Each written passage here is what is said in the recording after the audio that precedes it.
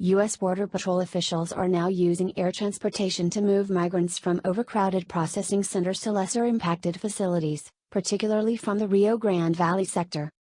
On Friday, officials in the Rio Grande Valley Border Patrol sector began flying migrants from McAllen, Texas, to Del Rio, Texas, the Washington Post reported. The flights are operated by U.S. Immigration and Customs Enforcement, ICE, but the migrants remain in the custody of Border Patrol. The Post reported that the flights are aimed at moving single adults and family units from South Texas detention facilities as authorities prepare for even larger numbers of family units and unaccompanied minors. These types of flights are highly unusual for Border Patrol, the newspaper reported. The agency resorted to utilizing flights which carry up to 135 souls because all buses are being utilized to transport migrants from the border to the initial processing centers. The flights are said to cost taxpayers about $16,000 each, or about $120 per migrant. San Angelo Live reported that migrants are being flown to Laughlin Air Force Base near Del Rio. Border Patrol officials then utilize buses to move the migrants to the Border Patrol station. Border Patrol officials stressed these are non-criminal alien family units. After processing, the Del Rio sector will likely release family units with no criminal history or illnesses into local communities. ICE officials are also screening family units in the Del Rio sector for false or fraudulent family claims, Acting ICE Director Matthew T. Albans told Breitbart News in an interview last week. "We have been working these cases from an investigative standpoint for quite a while," Director Albans told Breitbart News. "What we're doing now that is a little different is surging the additional resources to the ports of entry and Border Patrol stations where these individuals are being arrested and being processed. We've got teams in 7 different locations who are conducting interviews of people who appear to be fraudulent families or where we have concerns that they are not who they say they are. The results have been staggering thus far," the director stated. "In just a couple of weeks, we've interviewed 256 family units and identified 65 fraudulent families. Almost 3 out of every 10 families we've interviewed have become fraudulent." In an effort to more quickly determine the instances of false familial claims, federal officials are about to deploy a rapid DNA testing program in 2 locations. He said this specific type of DNA testing will return a result in 90 minutes that can identify a parent-child relationship. Albans said the rapid DNA testing will begin this week. "We hope to have some results next week." The Fox drama Empire is slated to end after season 6 as producers for the Embattled program say there are still no plans for actor Jussie Smollett to return, according to a report. "We are turning the final season into a large TV event. We are trying to go out guns a-blazing," Fox Entertainment CEO Charlie Collier said during Fox's upfront conference call on Monday, for Deadline. "You will allow fans to lean in and have the ending they deserve." When pressed on whether Smollett would return to the show, Collier replied vaguely that while there's an option for the embattled star to return, we have no plans for that, adding that Empire's writers haven't begun sketching out the show's final season yet. Deadline's Dominic Patton reports. On the other hand, amidst other long-in-the-tooth issues, Empire was pummeled this year by new ratings lows and the ever-spiraling controversy over the January 29 presumed hate crime that the Jamal Lyon portraying Smollett is now alleged by Chicago police and prosecutors to have perpetrated against himself.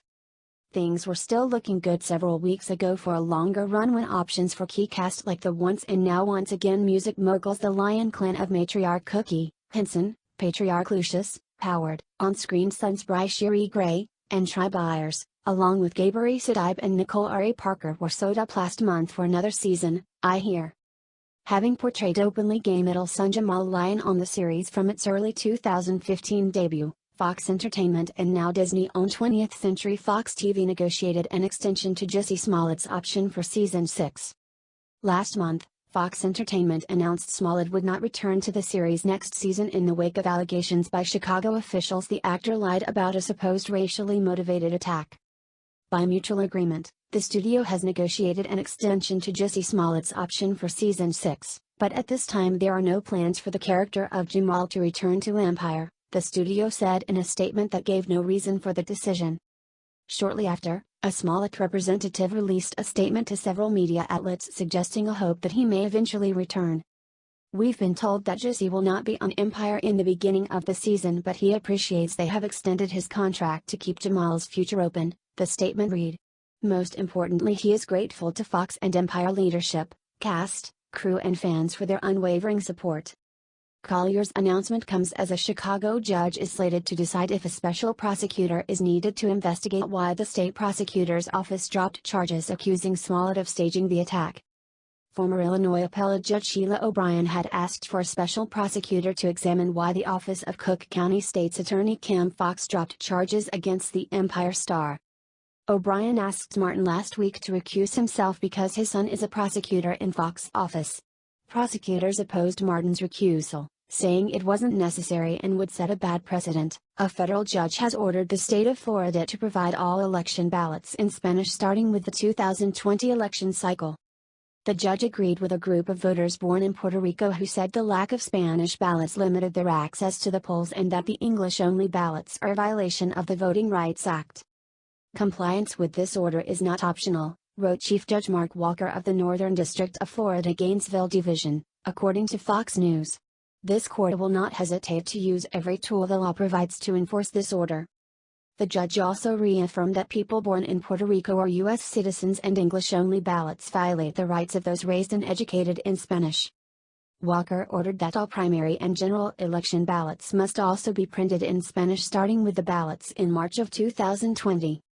But the judge also praised the state of Florida for its plans to address the situation on its own.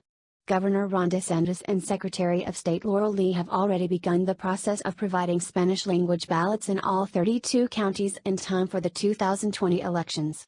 The government should be applauded for the effort, Walker said.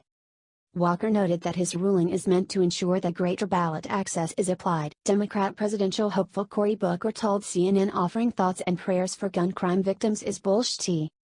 Booker said, "We are not going to give thoughts and prayers, which to me is just bullshit." This is not the first time Booker has dismissed prayers for gun crime victims.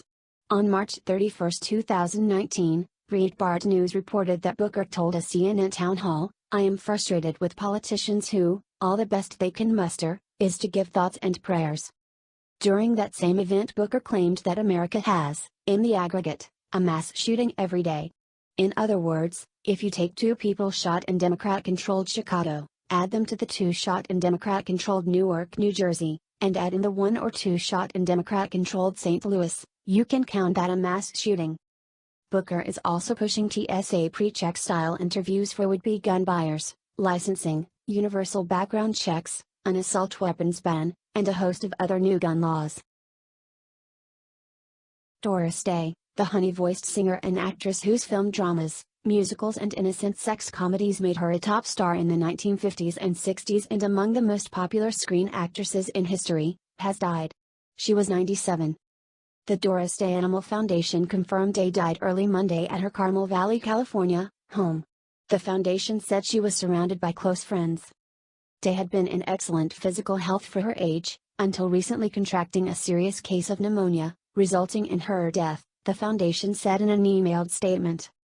With her lilting contralto, wholesome blonde beauty and glowing smile, she was a top box office draw and recording artist known for such films as Pillow Talk and That Touch of Mink and for such songs as Whatever Will Be, Que Sera, Sera, from the Alfred Hitchcock film The Man Who Knew Too Much. But over time, she became more than a name above the title, right down to her cheerful, alliterative stage name. She stood for a time of innocence and G-rated love, a parallel world to her contemporary Marilyn Monroe. The running joke, attributed to both Groucho Marx and actor-composer Oscar Levant, was that they had known Day before she was a virgin. Day herself was no Doris Day, by choice and by hard luck. In Pillow Talk, released in 1959 and her first of 3 films with Rock Hudson, she proudly caught up with what she called the contemporary in me. Her 1976 tell-all book, Doris Day, Her Own Story, chronicled her money troubles and 3 failed marriages, contrasting with the happy publicity of her Hollywood career. "I have the unfortunate reputation of being Miss Goody Two-Shoes, America's Virgin, and all that, so I'm afraid it's going to shock some people for me to say this, but I staunchly believe no 2 people should get married until they have lived together," she wrote. She never won an Academy Award, but Day was given a Presidential Medal of Freedom in 2004, as George W. Bush declared it a good day for America when Doris Marianne von Kopelhoff of Evanston, Ohio decided to become an entertainer. In recent years, she spent much of her time advocating for animal rights. Although mostly retired from show business since the 1980s, she still had enough of a following that a 2011 collection of previously unreleased songs, My Heart, hit the top 10 in the United Kingdom. The same year, she received a Lifetime Achievement honor from the Los Angeles Film Critics Association. Friends and supporters lobbied for years to get her an honorary Oscar. Day began singing in a Cincinnati radio station, then a local nightclub, then in New York. A band leader changed her name to Day, after the song Day After Day, to fit it on a marquee. A marriage at 17 to trombonist Hal Jordan ended when, she said, he beat her when she was 8 months pregnant. She gave birth to her son, Derry, in early 1942. Her second marriage also was short-lived. She returned to Les Brown's band after the first marriage broke up. Her Hollywood career began after she sang at a Hollywood party in 1947. After early stardom as a band singer and a stint at Warner Brothers, Day won the best notices of her career with Love Me or Leave Me, the story of songstress Ruth Adding and her gangster husband-manager. She initially balked at it, but the 1955 film became a box office and critical success. She followed with another impressive film, Hitchcock's The Man Who Knew Too Much, starring her and James Stewart as an innocent couple ensnared in an international assassination plot. She sings Que Sera, Sera just as the story reaches its climax and viewers are beside themselves with suspense. The 1958 comedy Teacher's Pet paired her with an aging Clark Gable as an idealistic college journalism teacher and her student, an old-school newspaper editor. But she found her greatest success in slick, stylish sex comedies, beginning with her Oscar-nominated role in Pillow Talk. She and Hudson were two New Yorkers who shared a telephone party line and initially hated each other. She followed with The Thrill of It All, playing a housewife who gains fame as a TV pitchwoman to the chagrin of obstetrician husband James Garner.